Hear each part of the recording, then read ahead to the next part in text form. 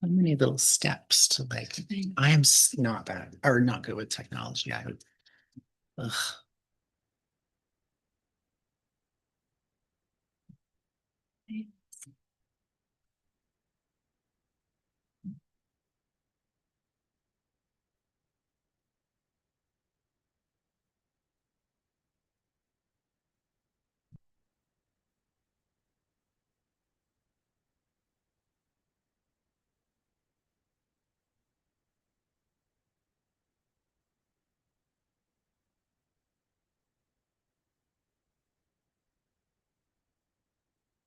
All set.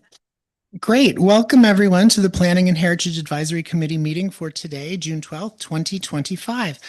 We are going to, I'll call the meeting to order, I guess, first at 6:03 p.m. and we're going to start with attendance. Mayor Zabian, Present. Councillor Leary Pinch is not here. Councillor Ivy, Present. Tim Carr, I'm here. Jane Davis, Present. Paul Beasley, Present. Guido Furlani, Present. KJ Conyers-Steed, Present. Michel Bourgeois, Present. Mark Keogh. I'm here. Thank you. So also we'll start with some announcements. So the West Hants Regional Municipality acknowledges that we are in Mi'kma'ki, the ancestral and unceded territory of the Mi'kmaq people, and that this land is governed by the treaties of peace and friendship signed in 1726. West Hants Regional Municipality recognizes that we are all treaty people and have responsibilities to this land and each other. We also recognize African Nova Scotians are a distinct people whose histories, legacies, and contributions have enriched that part of Mi'kma'ki known as Nova Scotia for over 400 years. We acknowledge the historic and ongoing racism against these communities and are committed to mending our relationship by listening, learning, and recognizing our wrongs. Council and I, as chair of this committee, are committed to ensuring this meeting and its participants conduct themselves in a respectful and professional manner as outlined in the municipality's municipal code of conduct. Meeting presenters, staff, and the public are expected to always conduct themselves in an equally respectful manner while the meeting is being conducted. I thank you all in advance for your commitment to these important meeting principles. So yeah, we're all be nice to each other, I guess what that says, which I love. I love reading that part. I know I said that one other time. When you use your microphone, please lean forward and speak into it. It's difficult sometimes for people who are watching online to catch every word that we say. Please don't record with personal devices. I know you all know, but and there doesn't appear to be anyone in the public tonight. So if we have to leave, I'll be the last one out. Exits are here and here, and we can meet over in the parking lot and discuss next steps after the emergency commences, but I don't think it'll come to that. I have a couple of announcements. June is National Indigenous History Month, and it's the primary celebrations for our Indigenous friends takes place on June 21st, which is National Indigenous Peoples Day.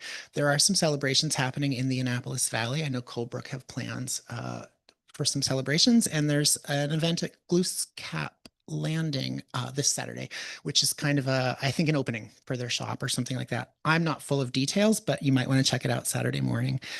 Father's Day is also this month, and happy Pride Month. It's Pride again. On July 5th, which is next month in Victoria Park, West Hants Pride Society will host the 4th or 5th annual Pride Parade, and they'll start at Victoria Park and end at the waterfront. Everyone's invited. It's a community walk. It's a green parade. So, dress brightly. This year's theme is louder and prouder. Also, Canada Day will be in Hantsport again, always, on July 1st, and the red carpet gets rolled out for everyone.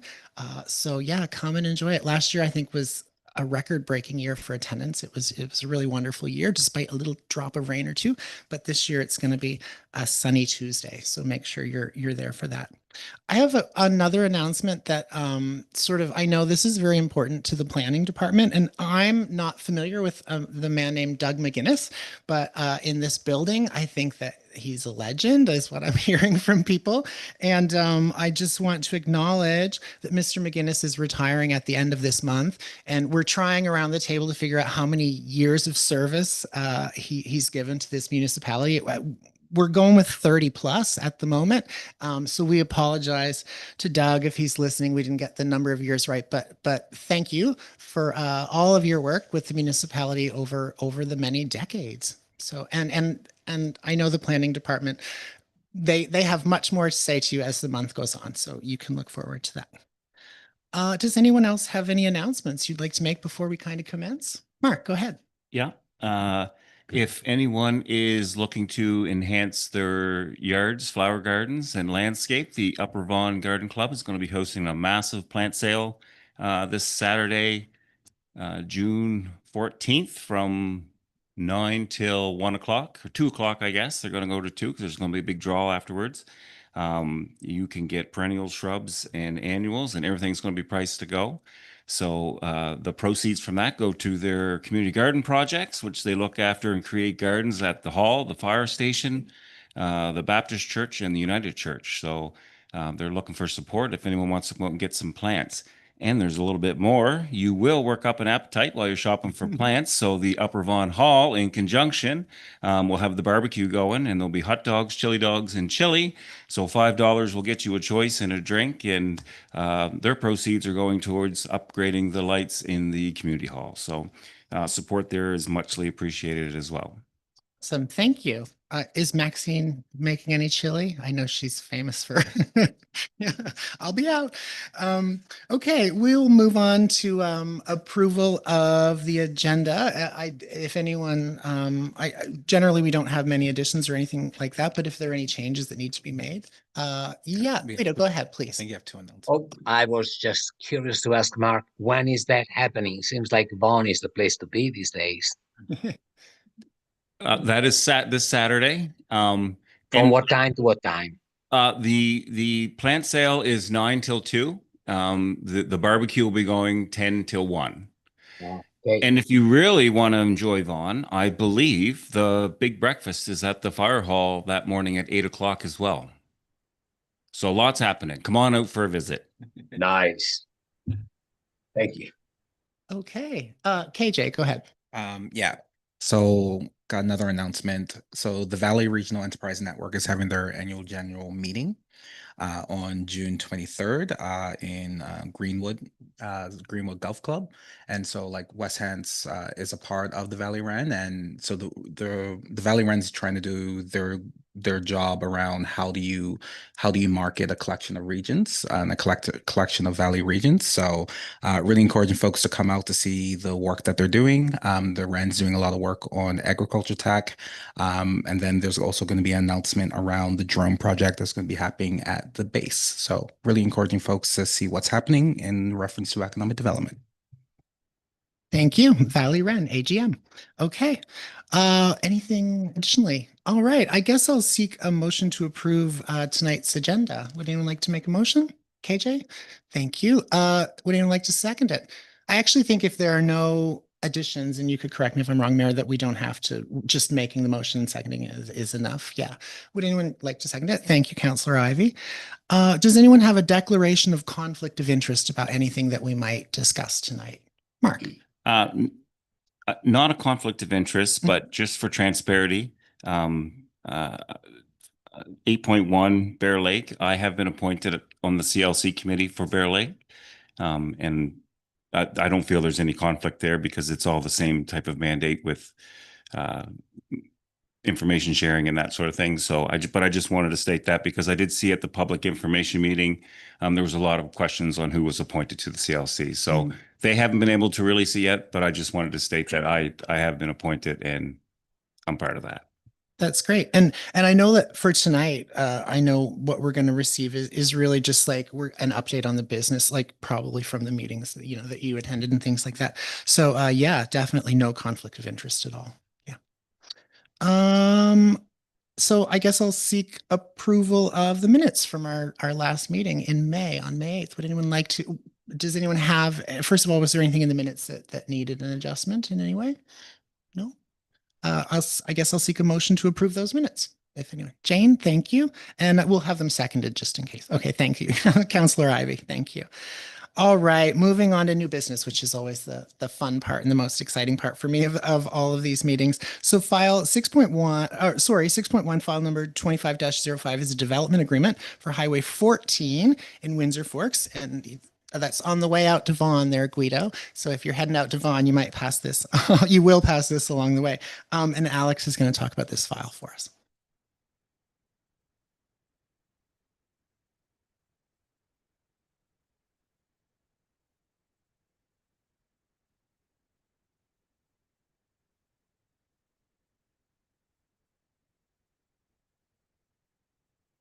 Okay. Thank you, Chair. Please forgive me, everyone. I have a head cold that I just can't get rid of, so I'll be a little congested tonight. So this application is for a development agreement at Highway 14 within Windsor Forks. And the completed application was received from Ted Mitsella on February 4th, 2025. This application was for a development agreement to allow 4 geodomes on the subject lot. And these geodomes are intended to be part of an agritourism glamping experience on the lot. So here you can see the site plan. I'll point out some of the individual items throughout, but again, it's a request for 4 geodomes on the property. As well, the existing orchard is intended to stay in use on the property. It's a U-pick currently, and they intend to continue the use of that orchard as a U-pick. So all the lovely trees that you can see. My mouse is showing up. Okay. So you can see the driveway sketched out here as sort of a 2 lines that curve around in almost a backwards 7. The trees on the inside of that are all part of the orchard, and they're all intended to stay in use. And then these circular structures here with the hashing are each of the domes. So this would be the first one, second one here, third one down here, and fourth one down here. And some of the other components on this are the servicing. So there's a utility shed, laundry shed, and some of the servicing details. So for the lot itself, the orthophoto here shows a top-down view of it. It's a 12-acre lot. As I mentioned previously, it's currently used as an apple orchard. It has access from an existing driveway through 2 different PEIDs, which are separate from this one. You can actually see it here. The gray road connects down into Highway 14 at the base here, up through and connects to the subject property. And here's that sort of backwards 7 shape that you can see on the site plan. So this property abuts a winery, agricultural uses, and some lower density residential uses nearer to the highway. So looking at the general future land use map of West Hants, pretty simple here. This property, as well as all surrounding properties, are within the agriculture designation. So we're sticking with the intent here. And then on to zoning. The vast majority of surrounding properties are all within the agricultural priority 2 zone, intended primarily for agricultural uses, agricultural support uses, and some minor residential uses as well. So next we have some photos from the site visit itself. So on the left-hand photo here, you can see the access driveway or access road, which runs past the winery on the left-hand side of the photo. And that is looking from the subject lot down the access road towards Highway 14. On the right-hand side, it's a view from the proposed entrance of the subject lot onto the subject lot. So those orchard trees are on the left-hand side, and the open space is running through on the right-hand side of that image. So for our policies we looked at with this application, our first one is policy 8.9.4. This is the enabling policy. It allows council to consider new non-resource rural commercial uses within the agricultural priority 2 zone by development agreement.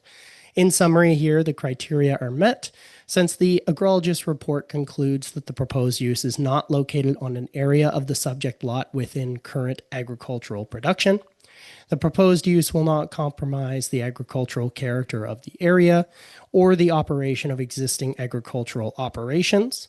The area manager from the Nova Scotia Department of Public Works had no concerns regarding roadway access or traffic generation from the proposal. And lastly, the sign or size, design, and on-site parking areas are suitable for the proposed use. Next here, we have policy 16.3.1. This is the general criteria that we use for all development agreements. And in summary, the criteria here are met since the proposal is not considered premature or inappropriate for the area. No municipal costs related to the proposal are anticipated, and the fire chief, development officer, manager of building and fire inspection services, public works engineering division, and area manager from the Nova Scotia Department of Public Works have no concerns which have not been otherwise addressed in the report. So for some of the details and requirements that we have in the draft development agreement, again, it permits up to 4 geodesic domes as well as any of the necessary utilities for operation of those domes. It permits access from the existing driveway off of Highway 14 through 2 separate PIDs. There are a minimum of 4 parking spaces. That's just 1 parking space per dome. There's buffering requirements from abutting properties. However, it does have a natural buffer and meets all of our requirements without any additional work. A designated individual must be available at all times guests are present. So this is something that we use in any tourist accommodation, campground, any sort of use that requires a presence from the owner for attention to guests.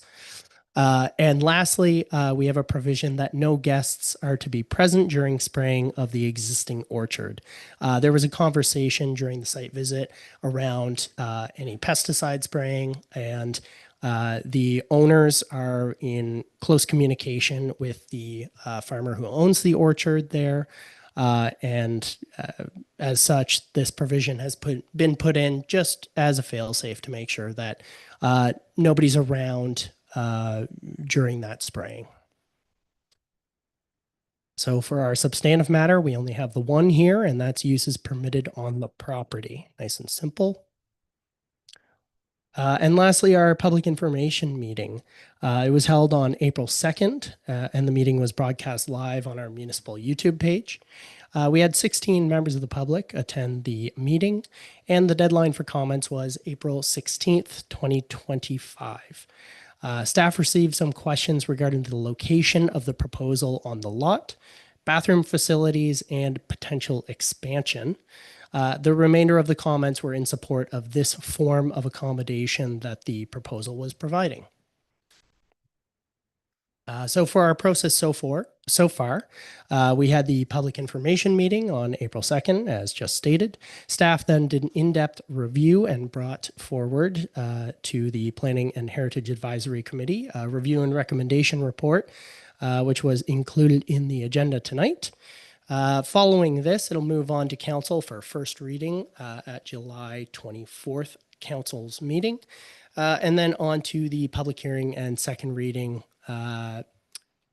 in the council July meeting on July 22nd. If approved there, a notice of approval would be placed in the paper with a 14-day appeal period to follow. So that brings us to the end of my presentation. I'll pass it back to you, Chair, for any questions. Thank you. Sure. Thank you. Does anyone have questions about this? I guess not development agreement. This file, we'll just call it a file. It was a very comprehensive package. I know, like submitted to us, and everything seemed to, yeah. Guido, go ahead. Well, actually, I don't have a question. I have a praise. I find operation like this that can increase tourism with the foresight of the of putting in place geodomes or geodesic structures, absolutely forward thinking. It reminds me a little bit of the intervention of KES, the King's Edge School, when they did the intervention of solar panels and agriculture at the same time. I applaud to whoever is doing that initiative here, and it brings forward thinking tourism and activity in West End. Excellent. Thank you, Guido. Mark, do you want to go ahead and then the counselor? can- Sure. And like Guido, I'm just more of a comment. I'm very familiar with the property. The Keogh family homestead farm is right next door to it. So every time we turn around here now in West Hants, we're seeing farmland being swallowed up with urban sprawl. So seeing this project come in is a breath of fresh air. This agritourism, where it enhances and it is, the show is the agricultural community for these geodomes and stuff. It actually helps protect them. And one piece of this that's being missed, I haven't seen any comment on it yet at all, is accommodations are tough in this area. Especially in the hunting community. Hants West has some of the best ringneck pheasant hunting, goose hunting, and duck hunting in all of Nova Scotia. And there's a pile of hunters that come here that need accommodations. And this sort of accommodation right in the heart of those hunting areas is going to be well welcomed by that those people coming to West Hants. So I fully support it. I think this is just a fantastic project. Counselor, go ahead. Through you to Planner Dunphy, sorry. Just out of curiosity, who enforces that a person has to be present? Like, I know we put it in the DA that someone has to be present at all times because it's an accommodation. But like, what happens if someone isn't present? That's on the business once the DA is complete? Yep, through you, Chair, to answer the question. So it would be enforced through our development officers as the development agreement essentially functionally sort of operates the same as a land use bylaw. So they would be the enforcement based on a complaint. So we are complaint driven. So unless there was a complaint, there wouldn't be sort of a proactive look at that. However, it is a requirement of the development agreement. So if that's not met, then enforcement will follow. Thank you. KJ. Thank you, Mr. Chair. Through you, Chair, to Planner Dunphy. Have staff done any feasibility studies around the economic impacts that this could have for the area of Windsor Forks? Through you, Chair. Sorry, could maybe I misunderstood the question. Could I just get you to repeat that, please? Yeah. So just basically, like, have you folks looked at the economic benefits of this being within Windsor Forks? Gotcha. Sorry about that. So in the planning team, we essentially can't review economics as part of a planning application. So we are not able to take into account economics when we're reviewing anything against the municipal planning strategy. Additional comments. Mr. Mayor. Thank you, Chair. Through you, I just a comment again. I think it's a great idea. With the new investment that will come into Murtock from the new ownership who are taking over to what things that are most likely going to happen there. That's a perfect storm of these popping up in this location. Like I think it's fantastic and it's good timing. Yeah, I fully support this. And if there's no other comments, I'll make the motion if I may. Okay.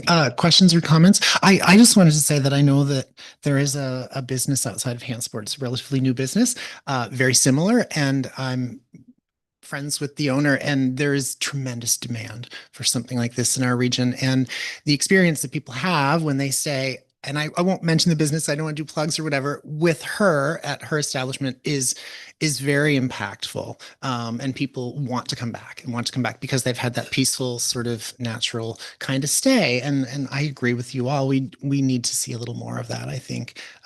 Yeah, it'd be nice. So yeah, Mayor, I'll stop talking now. No, it's a great comment. It was a good example actually of something that's currently in operation. So it's a great example, but I'll move that the PACHC recommends that council give first reading and hold a public hearing to consider entering into a development agreement to allow the construction of 4 geodesic domes on the subject property as part of an agro-tourism business at PID 4538-2934 on Highway 14 in Windsor Forks, which is substantively the same as draft set out in attachment B of the report file number 25-05 to the Planning Heritage Advisory Committee dated June 12th, 2025. Thank you. Would anyone like to second the motion? I'll second. Thank you, Mark. So thank you, Planner Dunphy, for the information. Is there anything else, any comments we'd like to make before we put this to a vote? Oh, okay, sure. Yeah. So, yeah, all those in favor of the recommendation in front of us, we'll do a clear show of hands, so we can see everybody just in case. It is unanimous. Thanks, everyone. That motion has passed, and there's a second one.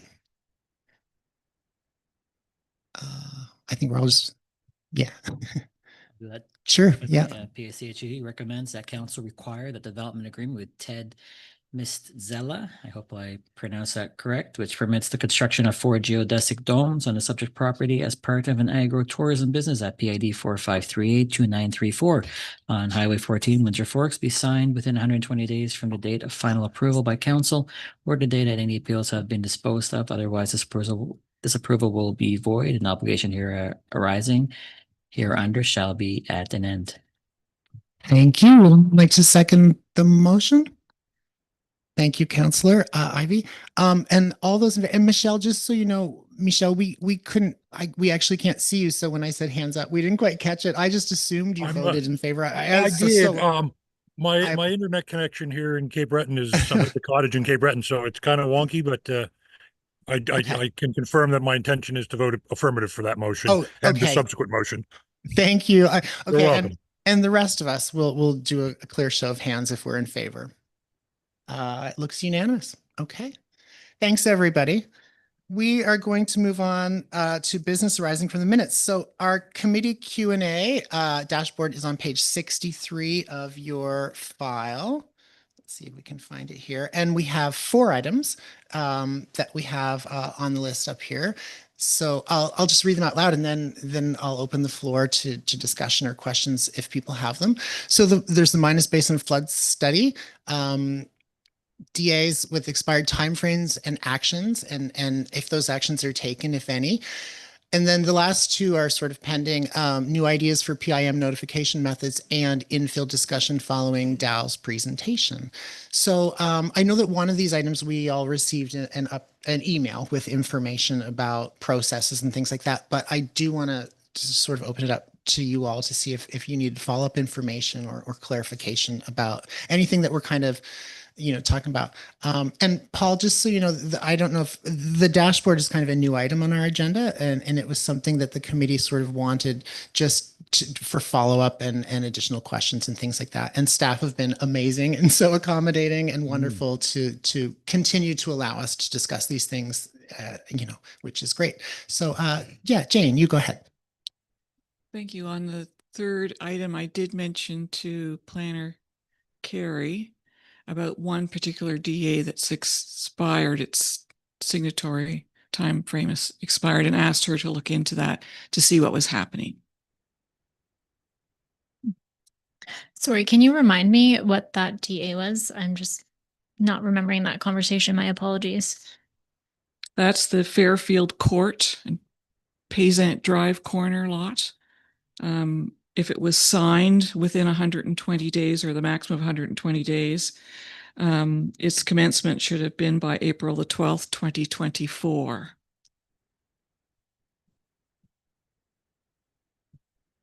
Okay, I will have to bring that information back. My apologies. So we'll make sure that we either in an email or we'll bring it back to the committee, or both. It can be on our dashboard. Yeah. Alex. Thank you, Chair. Just a quick note from staff on the Q&A. So just for clarity and transparency, we're going to be sort of cleaning it up as we move through. So when things are answered on it, or we've sent out an email, or we've dealt with it, we'll leave it on for the month after it's been dealt with. And then 2 months after something's been dealt with, we'll just remove it just so we don't start having a very long list. So that's why the previous Q&A had about 6 items on it. We had some items that had been dealt with previously 2 months past. So we just removed those from the list. And the only other thing I'll add, I see KJ's got his light on, but we did receive a report from KJ. So that will be added to the Q&A. And we'll be looking at that next month. Thank you, Chair. Thank you. KJ. Thank you, Mr. Chair. Quick question around the Minas Basin flood study. Like I forgot what's the hold up there. Through your chair, if I may, I believe the conclusion of this was that I had reached out to the staff at the provincial level to ask if there was more information, and they weren't prepared to release any new mapping or information until I think it was 2027. So that's when they're prepared to release all of that mapping to the public, because they're still under the process of doing the rest of the mapping of the province. So they weren't available to, I guess, provide us that in detailed information. Okay. Any other lights on or hands up? Yeah. Oh, Abe, go ahead. Yeah, through you, Chair. Just a question on the whole Q&A again. Sure. Still confused as the purpose of the section of Q&A. If committee goes back to our terms of reference for Planning and Heritage Advisory Committee, it's to advise, and I'll read it from the actual documents. Planning Heritage Advisory Committee will advise the Council of the Municipality on planning and heritage matters requiring a decision of Council affecting municipality, including preparation and amendment of planning documents. Just not sure how the Q&A fits within the mandate of the committee. And okay. I know that the meeting that it was decided that it get added to the agenda is the only meeting in like 15 or 16 months that I wasn't here for. So I did try to sort of, have an understanding of what the Q&A was. But I do recall that part of our conversation was around that a number of people who were sitting around the table were new to the committee. And there were things that we were referring to, I think, that kept sort of coming up. I could be wrong in this. This is just one element of it. And it was really as a way to provide additional information that is related to the Planning and Heritage Committee. That was my understanding of it. And then beyond that, I did reach out to staff to ask about comfort levels and workloads and the appropriateness of the things that sort of were being submitted, because a number of people on the committee did make submissions for the Q&A, and staff and I sort of talked about a number of them and continue to reduce them to make sure that the things that we are discussing have relevance to files or may relate to things that we discuss. So I know the Minas Basin flood study is something that's come up a number of times, like in these meetings. And I think that was just more of an awareness to the new people that this exists and that information is available and might be worth sort of reminding all of us about or making sure that we have access to it. That's my understanding of the Q&A, but I'm looking around the room hoping that maybe others can help me describe it a little bit better. I did work very hard when this became an agenda item to make sure that it wasn't onerous for anyone or a burden for staff. First of all, that was really important to me, and I think I mentioned that in an email to everyone. But really just an opportunity to, with the consent of staff, to ask any additional questions that may be related or touch on topics. Does that help? Yeah, no, I remember the conversation. I'm just trying to reconcile it with the terms of reference of the committee itself. And again, I'm cognizant of staff time and all the files that the municipality has on the go to add things that aren't within the purview of this committee. And I'm not trying to take away from the conversations or anything, Chair. It's just that we're just finishing up a another budget session of council, and I'm just trying to piece everything into one picture here. But I'll stay up to date with staff and just make sure that it's a good balance there. Yeah. Thank you. Yeah. I mean, and obviously going forward, if the, the dashboard items or the Q&A, if we have any issues or whatever, we'll certainly address them as that comes along. Councillor Ivey, did you? Well, the only thing I guess I would add to it as part of that conversation, I think, was to ensure that, as we know, in many of the meetings, we'll have questions, and it could be on the business activity report, could be on many things, but it was sort of a way to make sure that we didn't pull a question out that staff could answer typically if they had just the advance that, oh, here's a question coming on. And so I think it was sort of a way of documenting that. So we're not consuming a full agenda item here to put a report in and stuff, that it was, and I could be wrong on that, but my sense was this is one way to make sure that we didn't pull something out of the air to, ask somebody and catch them off guard. So, yeah, which I think serves a purpose really, that we don't. KJ. Yeah, through you, Mr. Chair. Like, I'm getting a little frustrated with the questions around the Q&A always coming up. Yes, I'm aware that this committee is an advisory committee. However, this committee has made the decision, and I do understand we operate in the scope of the municipality, but we've worked with staff, we've worked with you, Chair, to be able to make this process as seamless as possible to ensure that when we're at this table, we are providing meaningful feedback around the doings of the municipality. And frankly, I'm just feeling it's really disrespectful for this to come up. This is for like the third time I've heard it, where it's just, what is the purpose of the Q&A part, when we've articulated what the purpose of it is.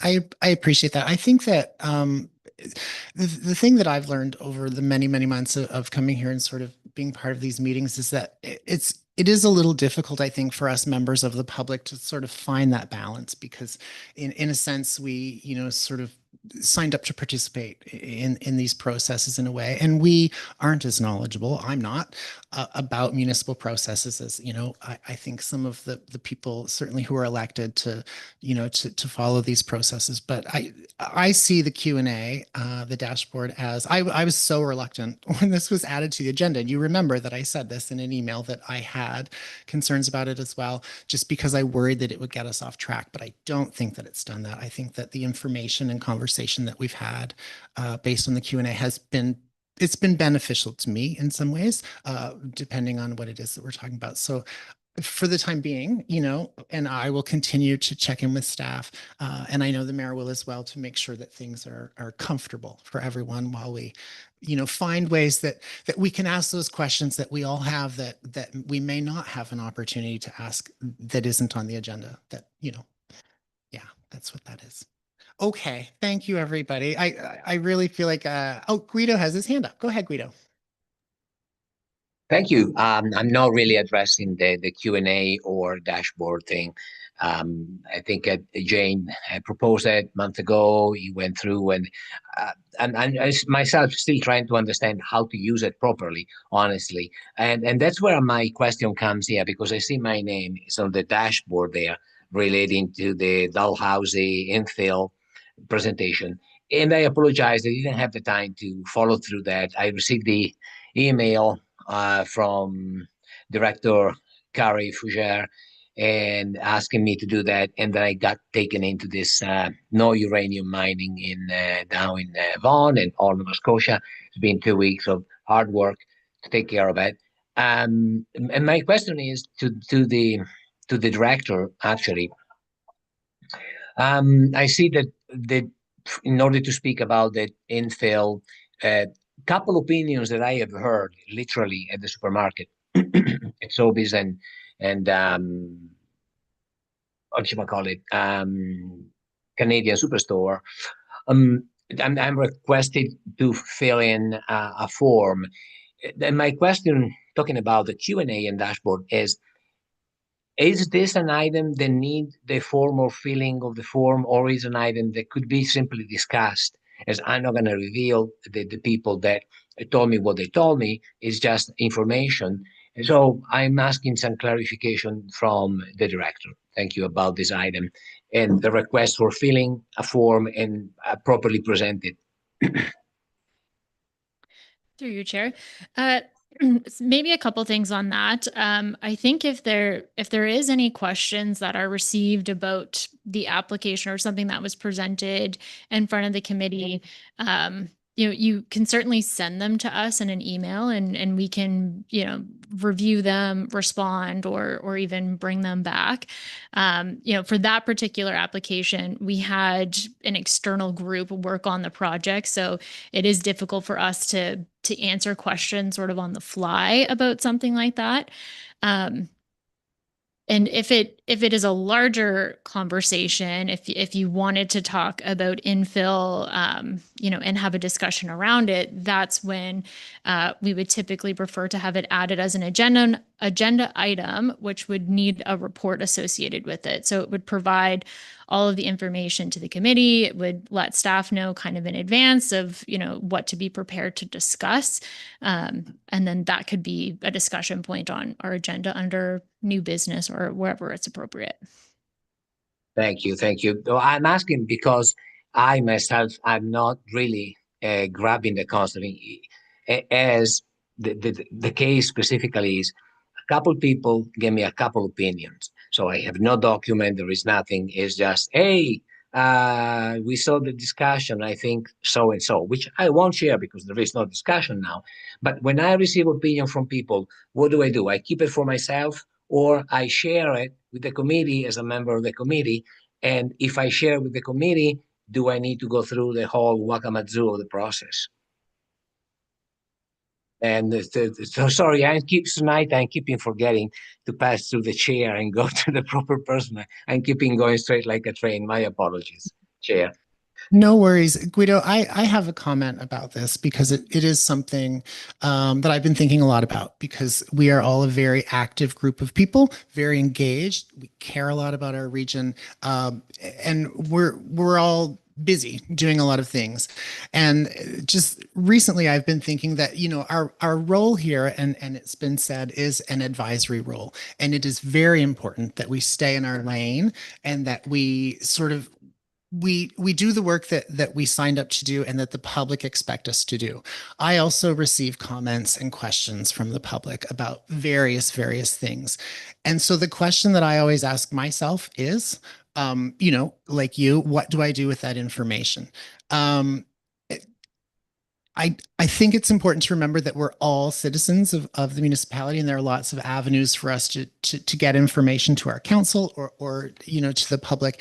And I'm not sure that in many cases that this committee is the platform for some things that maybe that we're particularly personally interested in. So it's very difficult. I know I'm not answering your question, but if it is planning related or heritage related, then certainly I would follow the steps. If you think that you'd like to present information to the committee, then you can. But it is important that staff have that information provided from you. We can't ask staff to say, can you find out information about blank? Because that's not their purview and really not their job. What's important is that we sort of follow, what we're meant to do, which is sort of advise based on what these two committees are.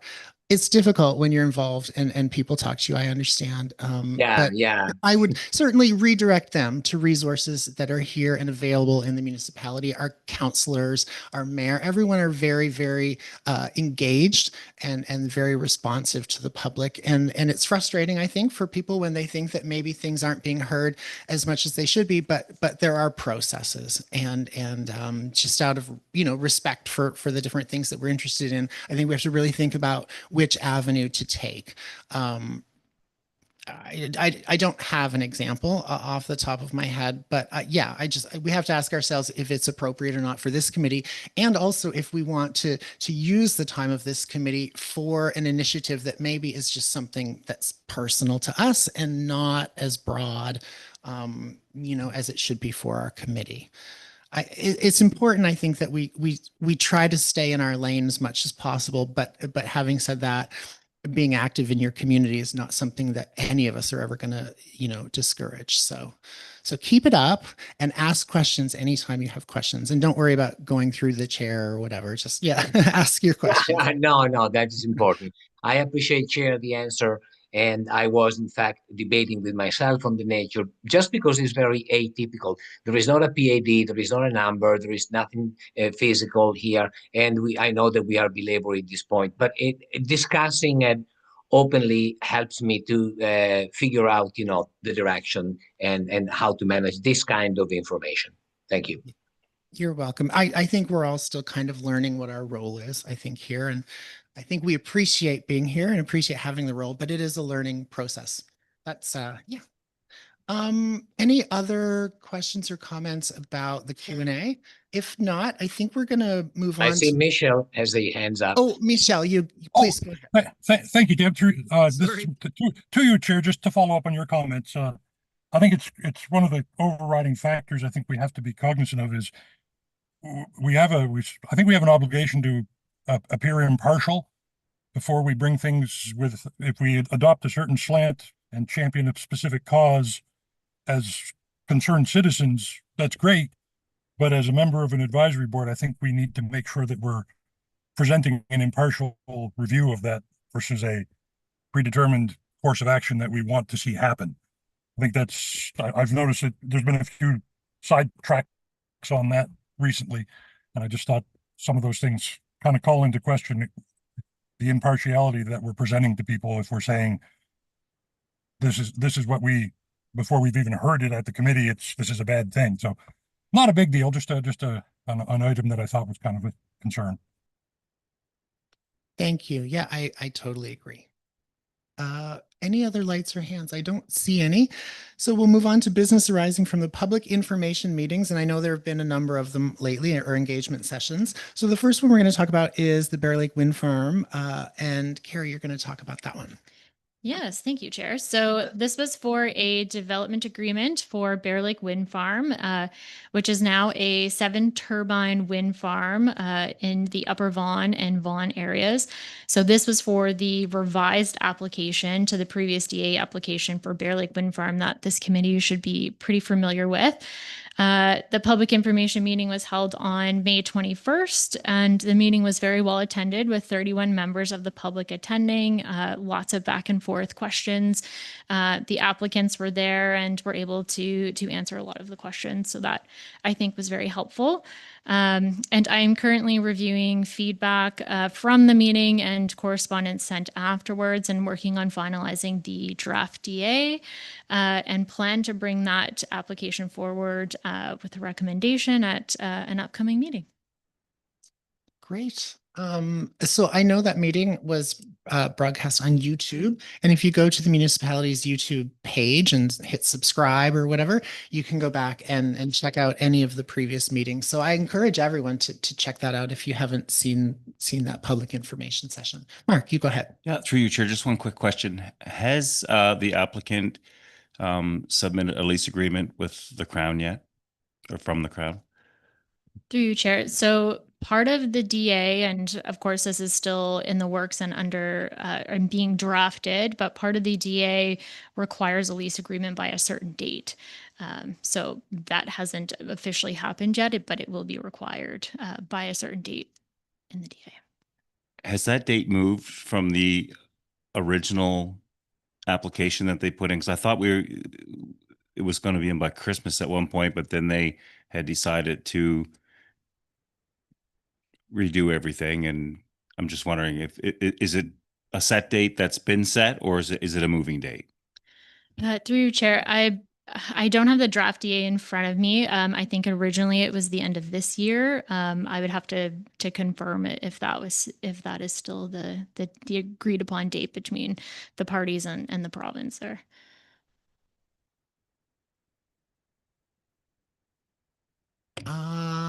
Any other questions about the community session regarding Bear Lake? No? So we'll move on to the next one. I know Will's not here. So this is a file regarding a property on King Street in Windsor. I'll read for Will tonight. Okay, sure. So this is a development agreement application for a 4.5-story, 72-unit apartment building proposed at PID 45053220. It's located on King Street in Windsor, adjacent to the Clockmakers Inn and Dykeland Lodge. Staff conducted a site visit and the public information meeting was held on June 4th. The meeting was well attended with 13 members of the public participating and another 4 online. Will is currently reviewing the public feedback and working with the developer to address any concerns before presenting the application to PAC and HAC. And that presentation is also available on the municipal YouTube page as well. Questions about that file? Mark? Yeah, this is a question, and it's just curiosity. It's not a complaint. When we say 4-story, is it 4-story or is there a height? Like, for example, how many stories is the one on Wentworth Road?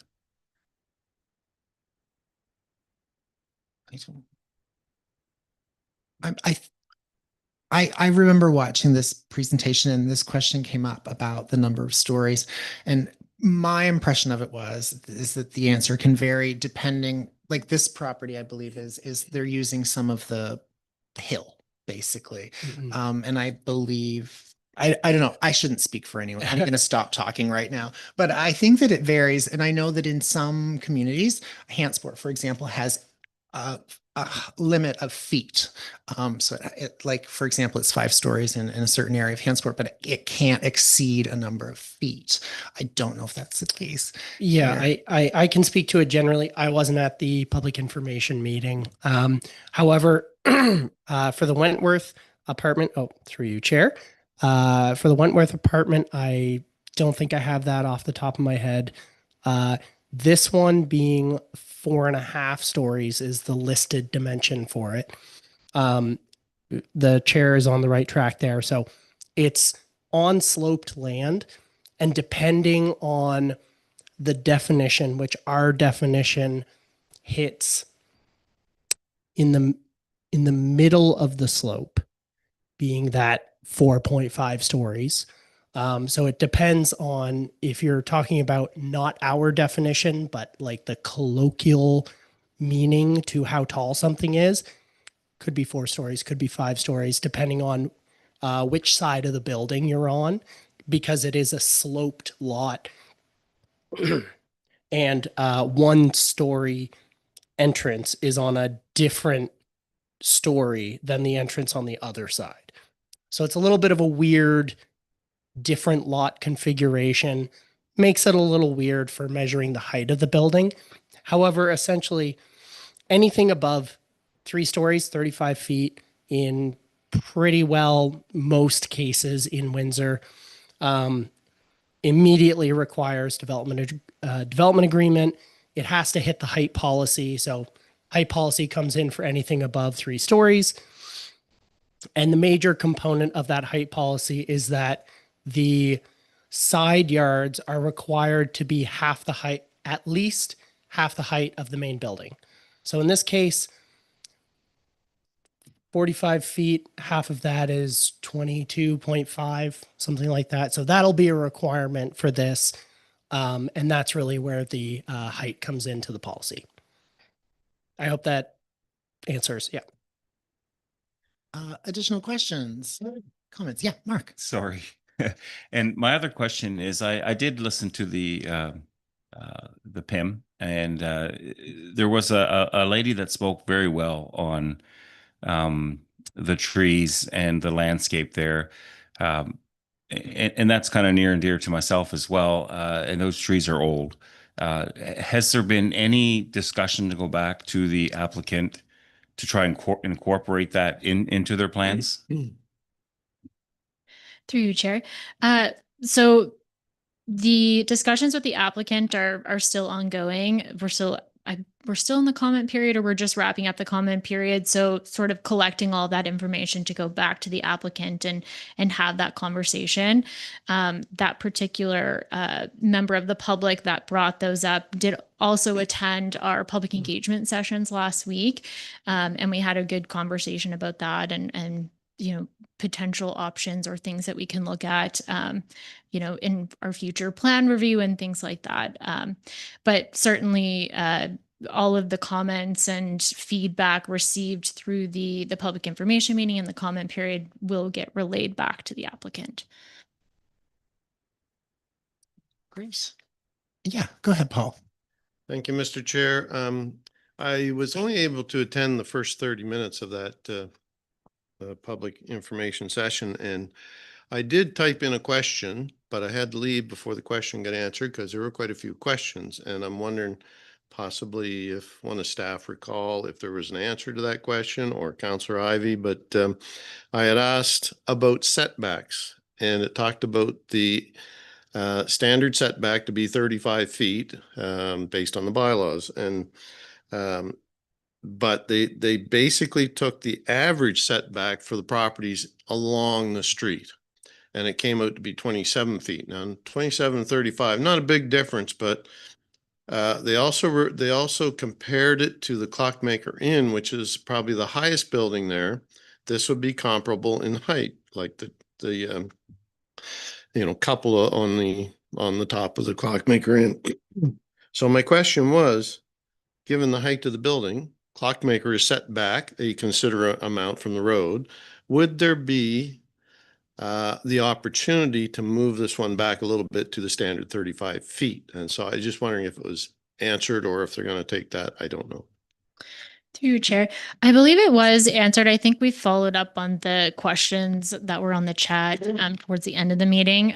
So I believe it was answered. The actual answer is slipping my mind right now, but through the DA, that is definitely something that can be negotiated. And again, that feedback can be brought forward and discussed with the applicant as well. I believe with this particular application, it speaks to the underlying zoning or comparing it to the R3 zoning. So that's sort of where we go as a benchmark in terms of a starting point for looking at setbacks and things like that. But through a DA, a lot of these things can be negotiated. Okay, Mark. Yeah, one last through you, Chair. The stone wall is another question that I have. Is there any merit in approaching the Historical Society in Windsor to see if they can repurpose that stone wall into another feature in Windsor somehow instead of just lugging it away in a dump truck? I don't know if you all know the answer to that, but what I am gathering from this conversation and the PIM, because I did watch the PIM, is I just want to reiterate how important it is to ask these questions, because it gets recorded and there's a developing awareness about the wall, the linden trees, all of that stuff. So I'm glad that we're talking about this, and because I know this is a very early stage in the process for this King Street situation.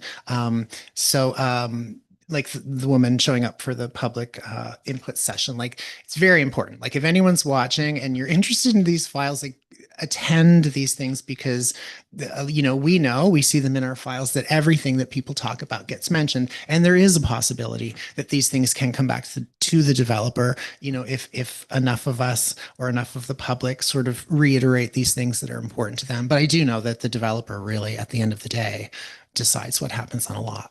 If everything's been said and done, that's just how it is. And many of us in this room are property owners, and we know that first of all, as a right, we have a lot of rights, and then we can seek others as well. And I think this is just another example.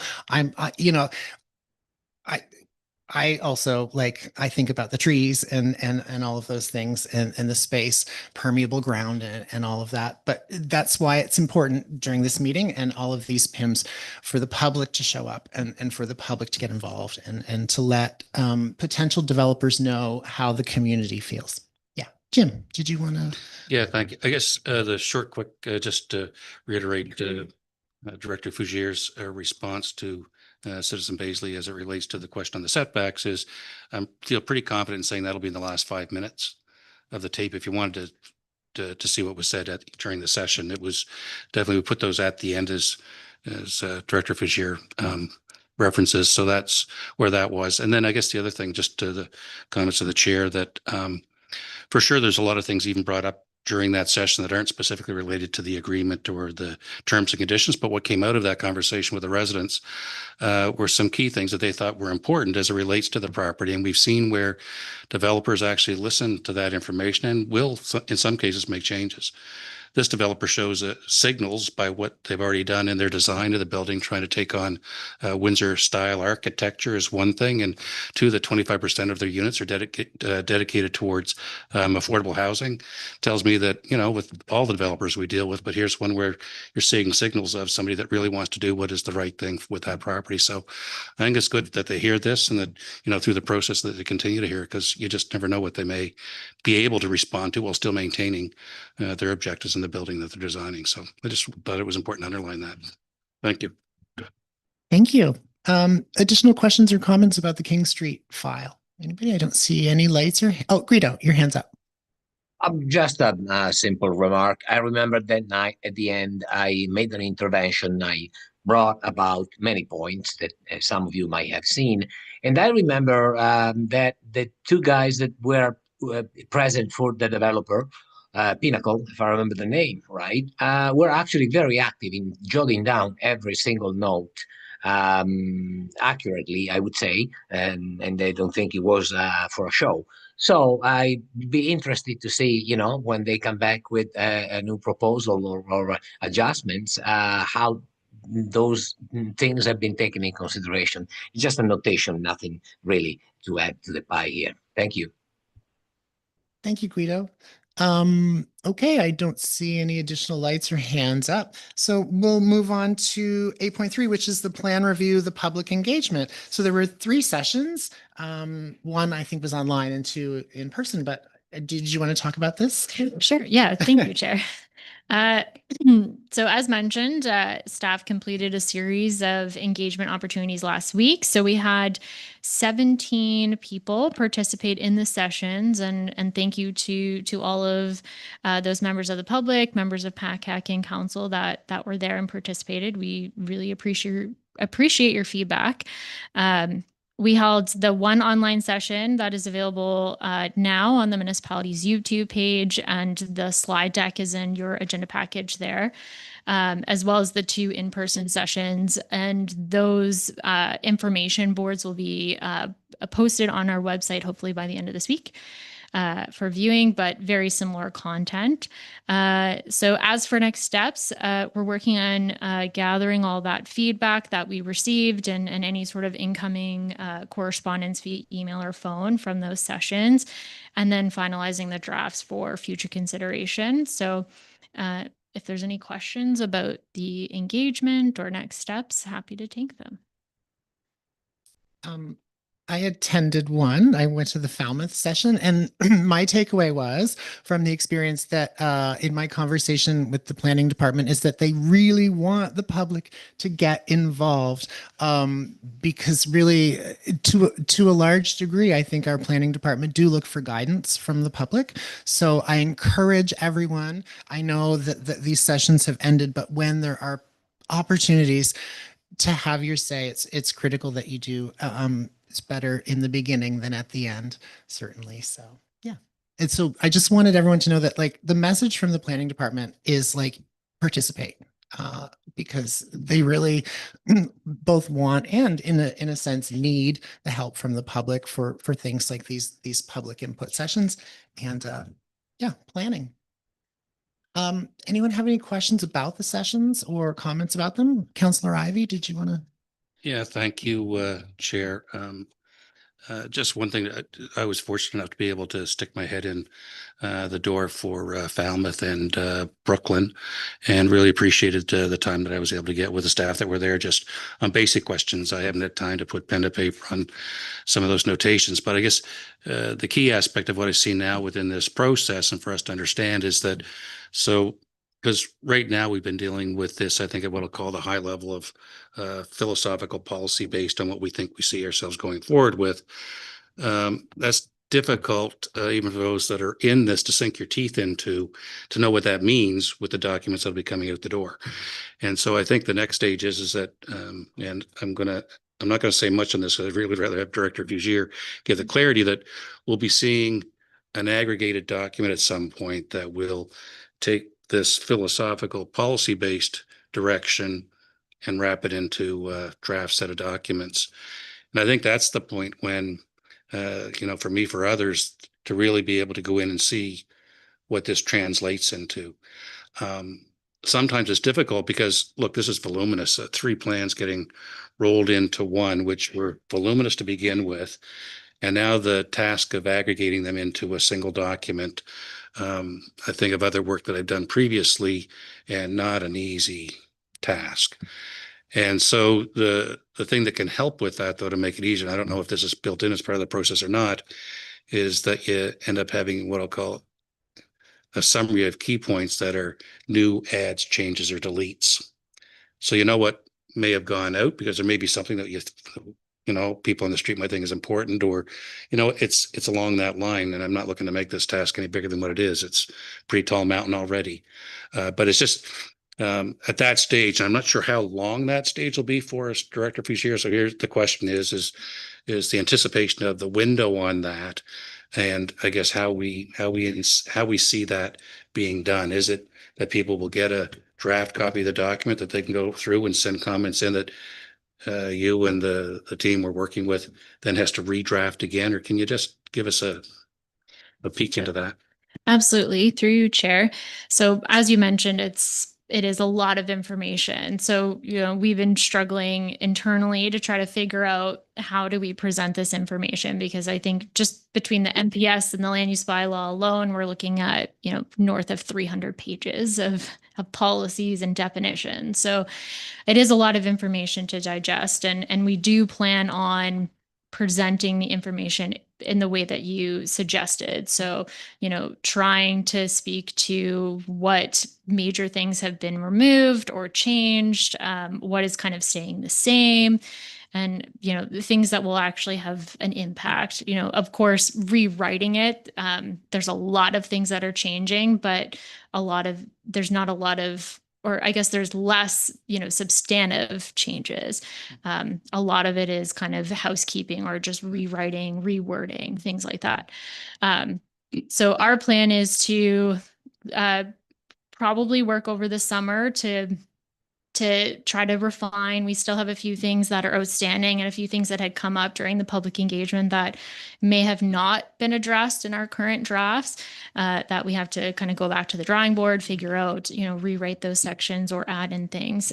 So once we have more completed drafts, we do plan on making those public and accepting comments. What that looks like, we're still working out, before it's put in front of PACAC and council for an actual recommendation. So our plan is to not just, bring it forward, and the next time you see it, you have to make a decision on it in 30 minutes. It's, we're hoping to have more opportunities to digest the information before a recommendation has to be made. Thank you very much for that. And I know, just to add, I know that there's aspects that are in there, and this one is personal to me, but just as an example, is what we have for signed bylaws in Windsor, for example, which are based on probably decades of things that started with and they got changed over time, and how relevant are they today, and things like that, which are all part of those documents. I don't know what Hansport has, to be honest with you, if they do, but it's just, there's a lot there. An absolute large volume of information. So appreciate the work being done, and look forward to seeing what comes down the road on it. So thank you. Guido, go ahead. Thank you. Through you, Chair. Actually, tonight apparently is the word of the night for me. After the notation of Councilor Ivy, I want to applaud staff for the behemoth of work that they are doing, because these things sometimes go unnoticed. And in this case, I think it cannot go unnoticed. And the recognition of the work and sorting through that kind of stuff, it is a headache. I have done sometimes not something like this, but whenever you need to sort and reduce something that is been huge already into something huge as well, but then still reduced, putting three things in one. I mean, it's a sort of alchemy that I wouldn't know where to begin. So just I want to say thank you. Thank you, Guido. Behemoth of work. That is like the best phrase. A form of alchemy. You're like a poet. It's great. I love listening to your comments. So I'm looking around the room. I don't see any other hands or anything raised. So we'll move on to our updates. So there are there's 7 updates. We won't stop on each one, of course. I'll give you all a moment just to look through your list of these 7 updates. We were provided with the update in our file, of course. But if you have a follow-up question or any other information you'd like to know, then yeah, we'll just take a moment to pause it and look at this list and formulate a question if we have one. Chair Michelle does have his hand up. It just is not showing up on screen. Oh, Michelle, go ahead, please. Sorry. You might have cut out there for a bit, but Michelle, No, are you there? That's Okay. my bad. Michelle had his hand up and didn't lower his hand. So that me. My apologies.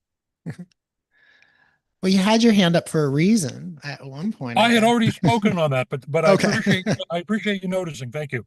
Okay. I don't see any lights on or hands up, and no questions about the updates. So your building and development activity report is on page 90 of your package. Are there questions or comments about this report? This one looks pretty straightforward, this monthly. Yeah, like no anomalies or anything. I don't think that stand out to anyone, but no questions. So as far as I know, we didn't get any notices from adjacent municipal units, which is, I guess, good. Life must be good in all the other municipal units. And we have no one here from the public to make comments, which is, that's okay. But, we certainly encourage it. So if you're out there watching and you're ever in Windsor on a night that we're having a meeting, you have something to say, come in and do it. Our next meeting date is July 10, 2025. I may be wrong in saying this, but I believe in August that this committee doesn't meet. I have a memory of that, but maybe I'm wrong. But we do meet again in July, July the 10th. So it's busy time up until then. And like I said, happy Pride, happy Father's Day, happy National Indigenous Month, everything. And I guess I'll seek a motion to adjourn. That might be it. KJ, thank you, KJ. And I think that's it. Thanks, everybody. Have a great night and a great weekend. We're almost